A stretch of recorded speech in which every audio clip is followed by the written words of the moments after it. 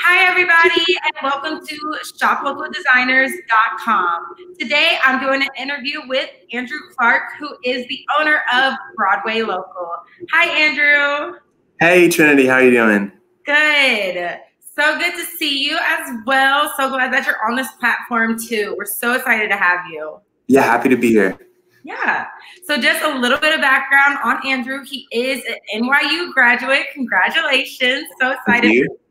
Yes, and he's been working on his project for about a year or so, and it's coming alive, and we're seeing so much going with it. So we definitely want to Thank you. Yeah, no problem. So first question I wanted to ask you was basically describe yourself as a designer, as a business owner, creative. Yeah, I mean, I think the biggest priority for myself is creating clothing that I want to wear.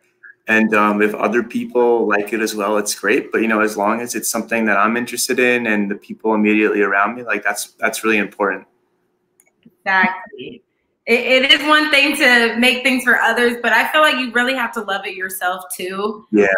Be passionate and continue going on with it, because everybody can support you, but you have to be the main supporter of your own brand, Mm-hmm. So yeah, very good question. Okay. I mean, very good answer. I'm so sorry. No worries. Okay. So the next question I have for you is, how would you describe your aesthetic, your business? How would you describe it to somebody who may not know about it? Mm-hmm.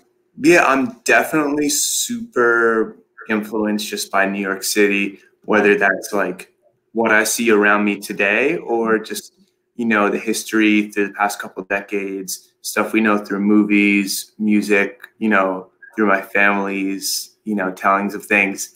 So I'm definitely super influenced by that. And I think as well, I'd probably best describe it as streetwear. I think the term can be kind of an umbrella term, but I think it works best for what I'm doing.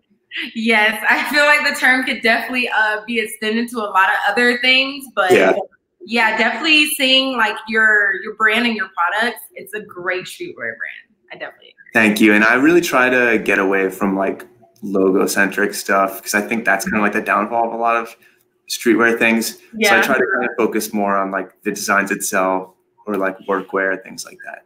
Yeah, really, really love that. Especially with everybody trying to be a streetwear brand, you really have to make sure that you stand out from the rest that everybody's claiming to be. So yeah, we really do that. Yeah. Okay. So the next question I have for you is, do you work with a team or is it just you? Like how does like the flow of your business go? So when it comes to like leading everything and making decisions, it's pretty much all me there, but I just have a lot of people helping me out.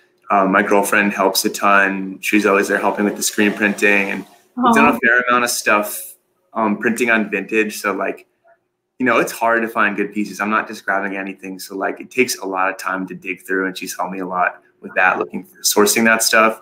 Right. Also, a lot of friends have assisted me with shoots, whether that's like modeling, photography, lighting, just like doing makeup and hair, because there's a lot of people who have skills, and I think it's important to rely on your friends who can teach you stuff. And like even with screen printing, like one of my friends who graduated FIT and also my girlfriend's older sister who studied printmaking, they both taught me a lot about it, which really enabled me to do it myself. And like I would have been way too intimidated if it wasn't for their help. So I think I'm ultimately, leading things and making decisions, but like I have an army of people helping me out. Yeah, no, I definitely love the phrase that it takes a village, because it's so true. It really takes a lot of people to make a whole entire vision come to life. But that's really great that you have like friends and family that can really help you basically be successful and build a brand, and they love doing it. So that's really good. Yeah, I'm grateful for it. Yeah. Well, that's very good. Okay, great. So the next question I have for you is, what is your favorite part about being a business owner? My favorite thing is probably just the ability to come up with an idea and execute it completely on my own timeline. So with my standing room only collection that was focused on the vintage workwear, like I had made the screen for that probably a year prior to putting out. So like that was something I had thought and planned for an entire year. Then I have some other products that I'll think of that week, come up with an idea, figure out how I can actually manufacture it, do a quick little, come up with a creative or do a quick shoot for it and like release it in a couple days. So I think it's really cool to be able to, you can do this long-term planning and really put a lot of work into something. Or if, I just have a great idea, I can kind of turn it around. And I think because it's ultimately my decisions, it gives a lot of flexibility with that. And that's what I really like. I definitely agree. I feel like you basically make your own schedule. So it's all based on you, what you want to do, the timing on your time. So that's really, really good. I definitely agree. That's probably the best part about being a business owner is you are the boss. Yeah, actually, like this isn't like my main source of income by any means. So it's like, I think when you're entering the workforce, you're always coming in at the bottom of the totem pole. So I think it's really important to keep both a creative outlet to have and also just something where I can be autonomous and make decisions. Definitely true. Yeah, I would definitely say with everything going on, people are trying to figure out like, okay, I can't have one source of income. So it's good to have multiple things going on. Definitely. But definitely have your, your passion and the main thing that you like love to do as your breadwinner, Mm-hmm. Great answer. Okay. So the next question I have for you is basically how or where do you find your inspiration for your collections? As I mentioned a little bit earlier, definitely influenced by New York City. Like I'm really interested in the stuff that like, as neighborhoods change, things get gentrified, new buildings and high rises pop up. I'm really interested in the stuff that kind of stays the same. So like, I think the subway was my very original inspiration because like you go down to the platforms and it looks identical to it did in the 1980s, some new ads, but like the actual cars and the infrastructure. I'm also really influenced by tourist traps and like the stands that sell the I Heart New York t-shirts and things like that. That was like the original concept for the brand, was taking other cities' tourist merchandise and printing I Heart New York over it as kind of like an act of disrespect and also like new ownership. So I definitely look around at that. And in terms of like influences, super influenced by Lou Reed and the Velvet Underground. Like the general aesthetics of that music is like that kind of like grittier New York is something I really like to call back to. In terms of design, I'm definitely, in a lot of ways, influenced by Helmut Lang a lot. I really like the idea of like workwear. Yeah. And just like really staple things like shirts, work pants, kind of like muted colors. And although I do a bit more like graphic work than them and stuff like that, I definitely find inspiration from that. Oh, wow. I actually really, really like that. I love that you kind of, not the touristy side of New York, but take down the true side of New York as your inspiration. Yeah.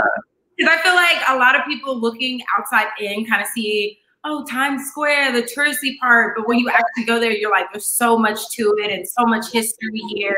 So I really enjoy that. Yeah. I think it's easy to be like, oh, I only hang out downtown, like, or, uptown. And like, don't get me wrong, I'm not hanging out in Times Square, but in some ways, Midtown in that area is so like, I don't know, it just like really doesn't care about like appearances or aesthetics or things like that. So in some ways, I think it's a lot more resistant to change in that sense because it's not trying to be cool. It's not trying to be trendy. It's just like people are just trying to make a buck. Exactly. And that's the thing that I love about New York. I'm from Georgia, so I'm kind of, I guess, an outside looking in. But I've been there enough where I really do appreciate what New York is for itself versus the touristy part. So I definitely agree. Like, there's a lot more to it than I guess people kind of see like in movies and songs and stuff. So I love the true part of it. So I love that you the heart of New York versus, just what it looks like on the outside. So I really do appreciate that. Okay, that was great. I love that answer. Thank you. Yeah, no problem. Okay, so the next question I have for you is, how has COVID-19 affected you as a business owner? It definitely made me shift some plans. I was working on a release that I planned to do in the spring of 2020. And I was really focusing on making bootleg NYU merch. And I had a whole idea with like I think doing physical in-person things are so important. And obviously, as soon as there's a pandemic, that kind of goes out the window. So I had actually sourced college merch from like vintage for like an entire year, and I had acquired like 50 or 60 pieces. And I was planning to do this whole release, and all of a sudden, NYU is like going all online. No one's at their apartments anymore. And I was like, what am I going to do with all this stuff I have? So I ended up, kind of scrapped the original plans, but I kept the idea and, just went ahead, printed everything myself. I had a couple friends still in the city. One was a photographer, one was my roommate. So I had them model. She did the shoot, and I just did, kind of a smaller online release. But at the end of the day, I was able to move some stuff and keep it from just like, sitting unused, which is like the biggest thing to me, is just getting it out there. And I think now, there's more guidelines. People understand what's going on a little more. So I think it's a little better. But yeah, it's definitely tough in the beginning. Yeah, I definitely agree. It's definitely, like how you said, shifted a lot of business owners and just the world in general. It kind of like caught us all by surprise. And it's like, okay, what do we have to do now to keep being successful and having our businesses and thrive? But yeah, I love that you had this whole plan and you basically had to rearrange it. Yeah. But yeah, we really do appreciate that, because we definitely see the work that people are doing and working really hard to make sure that they don't kind of sink under, because a lot of people are kind of struggling and have dropped even. So yeah, I definitely applaud you for that, because it's been a long 2020. Yeah, it certainly has. It still feels like March in many ways. Right. I'm like, the days are a blur. Every day is different. You never know what you're going to get. But yeah, we definitely applaud business owners like you who are making sure you stay above this situation. Thank you. Yeah, no problem. Okay. Almost done with our questions. So this is kind of, I guess, a big one. What is some good advice for fellow business owners and others looking to become business owners in these very uncertain times?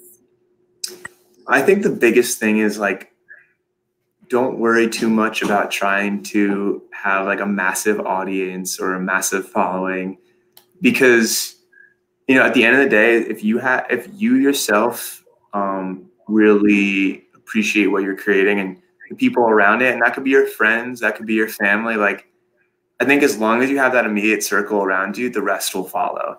And I think it's way more important to have an engaged 100 people following your brand, whether that's on social media or purchasing things or just giving you support in any way, than to have interact with it or don't appreciate it at all.